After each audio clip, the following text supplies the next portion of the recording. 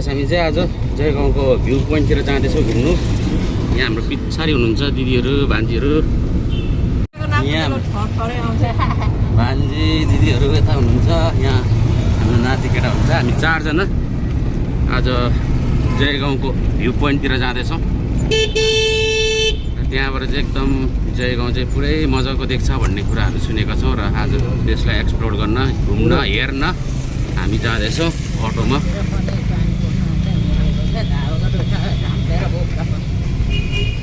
आज चाहिँ सन्डे भएकोले यता खाली खाली सबै दोकानहरू पनि बन्द होला,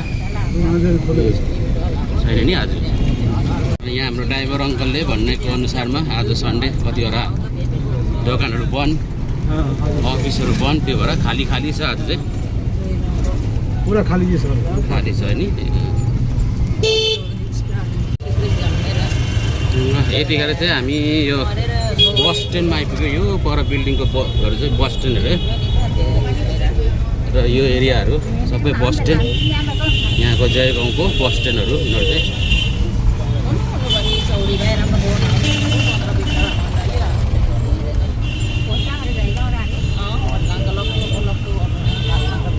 यहाँनिर बसहरू रोकिराखेको देखिरहेछौँ हामीले।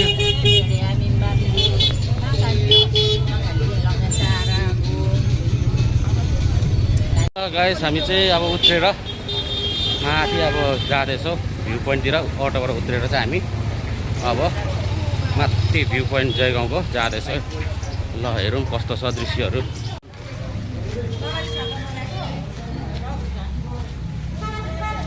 दिन चाहिँ पानी पर्ला जस्तो भयो, पानी पनि छिटाउनु थाल्यो। बिजोग हुन्छ होला है, पानी छिटाउँदैछ।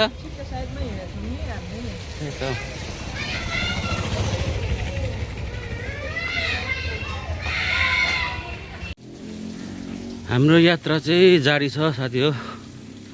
हिँड्नुपर्ने चाहिँ यस्तो छ, उकालै उकालो।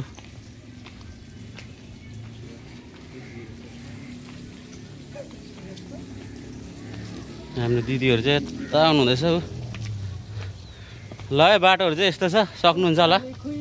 बिस्तारी बिस्तारी जानुपर्छ।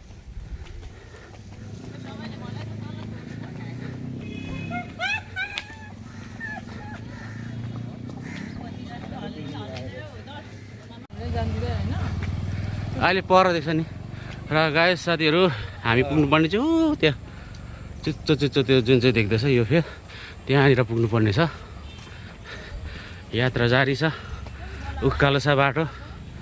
स्याँ र स्याँ गर्दै आराम गर्दै यात्रालाई जारी राखिराखेका छौँ हामी। कतिजना पर्यटनहरू चाहिँ जाँदैछ भने कतिजना चाहिँ घुमेर आउँदैछ बाइकतिर।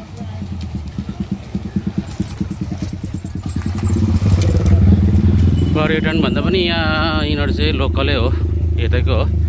यसो आज सन्डे विकेन्डमा यसो रमाइलो गर्नु आएको होला। अब हामी लगभग पुग्न आँटेको छौँ। ल गाइस हाम्रो जयगाउँ सहर चाहिँ अब देख्न थालिसकेको छ। यस्तो छ भ्यूहरू। पछाडिको चाहिँ सेतो देख्दै गरेको त्यो चाहिँ खोला, तुर्सा खोला। यो चाहिँ जयगाउँ सहर। अझै हामी यताबाट यस्तो हुँदै हामी उयो माथि जानुपर्छ। अब हामी यहाँबाट जाँदैछौँ। लगभग हामी पुगिसकेका छौँ साथी हो। एन्ट्रेन्स चाहिँ हामी यताबाट जाँदा पनि हुन्थ्यो, तर यताबाट नि बाटो भएकोले हामी यताबाट सर्टकट जाँदैछौँ। अहिले पुग्नुपर्ने चाहिँ हामी त्यही ठाउँमा नै पुग्छौँ।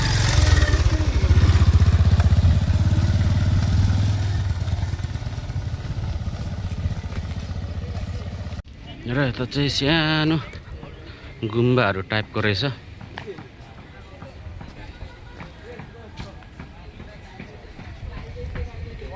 कतिजना बसिरहेको छ, थकित मारिरहेछ, कतिजना फोटोहरू खिचिरहेछ।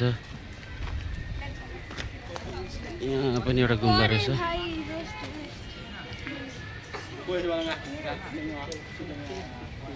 हामी चाहिँ यही बाटो हुँदै आएको हो गाइस।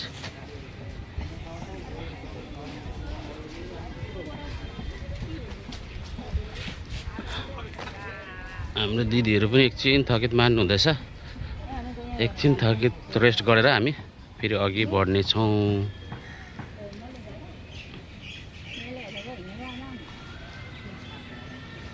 साथीहरू हामी चाहिँ अब यो ठाउँबाट रेस्ट गरेर फोटोसोटो खिचेर अब हाम्रो यात्रालाई अघि बढाउँदैछौँ।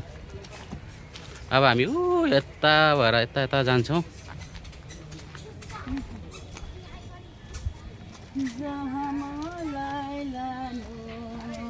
हाम्रो यात्रा चाहिँ जारी छ साथीहरू। अनि हामी चाहिँ यस्तो बाटोमा हिँड्दैछ है, कस्तो अचम्मको डरलाग्दो। धन्न पानी नपरेर चाहिँ सुक्खा भएकोले चाहिँ ठिकै छ। पानी झरी भयो भने चाहिँ यो बाटो हिँड्नु पनि सक्दैन होला। हामी सक्छौँ हेलिकप्टर च्याटर गरेर यो बाटो 5 सेकेन्ड हामी भुटानको डिलमाथि हामी भुटानको डिलमाथि ट्र्याक राख्दै हामी टेकाइहाल्छौँ। हेलिकप्टर पानी पो नपरेर त यहाँ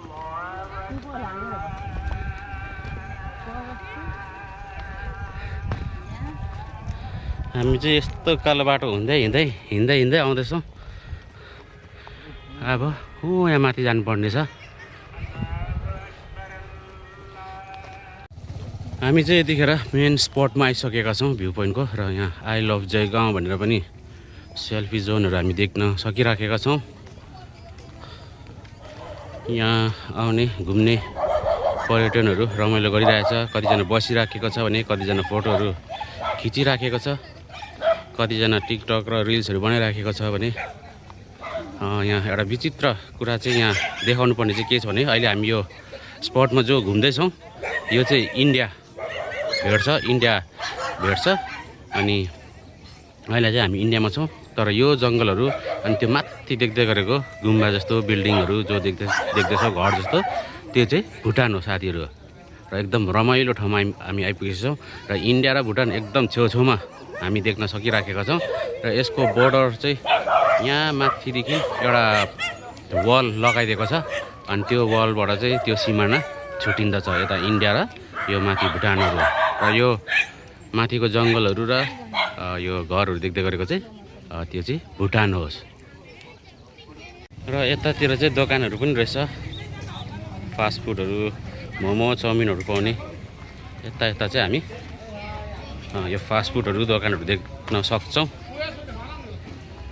पछाडिको चाहिँ जयगाउँ सहर।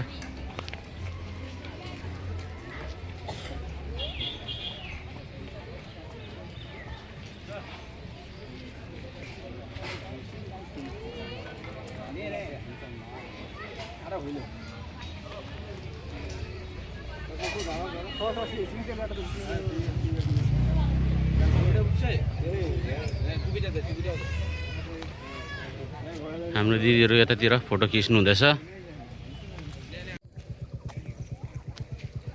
अब चाहिँ हामी यो भित्र गैरी गाउँ के छ हिल टप इको टुरिज्ममा सायद होटलहरू होला यो भित्र चाहिँ। अब यो भित्र हामी पस्दैछौँ।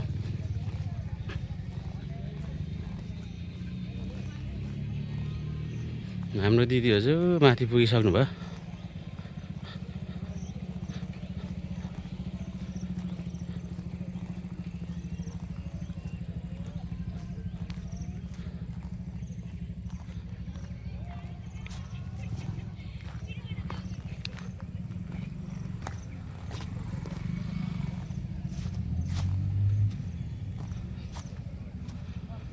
ल दिदीहरू चाहिँ थकाइ मार्नु हुँदो रहेछ यहाँ। ल जाउँ माथि। कोक लिएर आउनु तिर्खा लाग्यो। यो चाहिँ होटलहरू होला साथी हो। नानीहरूको खेल्ने पनि रहेछ यहाँ।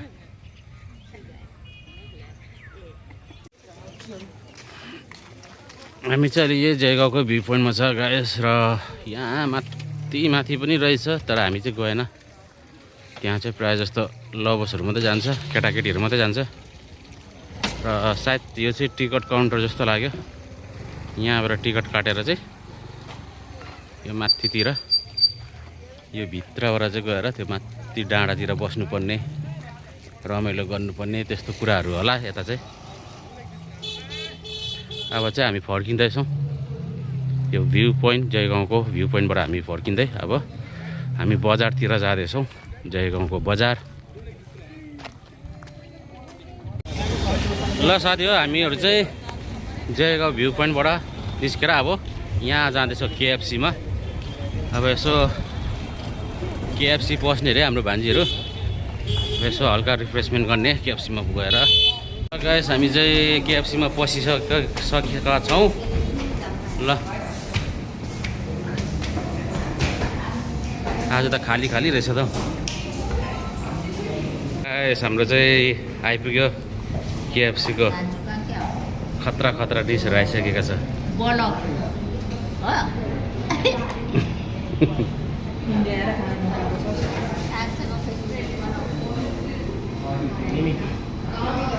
ल गाइस हामी चाहिँ अब now we are ready to grab it.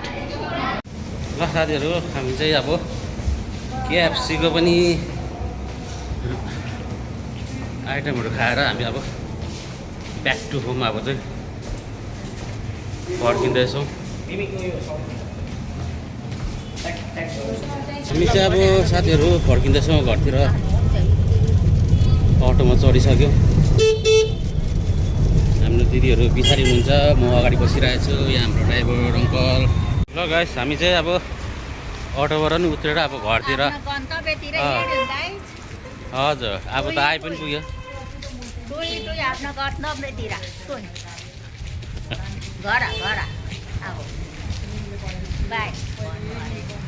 अब भिडियोलाई पनि बन्द गर्नुपर्छ होला। हामी अब घरतिर प्रस्थान हुँदैछ, घरमा अब आइपुग्नु आँट्यो। र आजको भिडियो तपाईँहरूलाई कस्तो लाग्यो, के कसो सुधारहरू गर्नुपर्छ अलिक सजेस्ट गर्नुहोस्, कमेन्ट गर्नुहोस्, लाइक गर्नुहोस्। ल हुन्छ, टेक केयर, बाई बाई।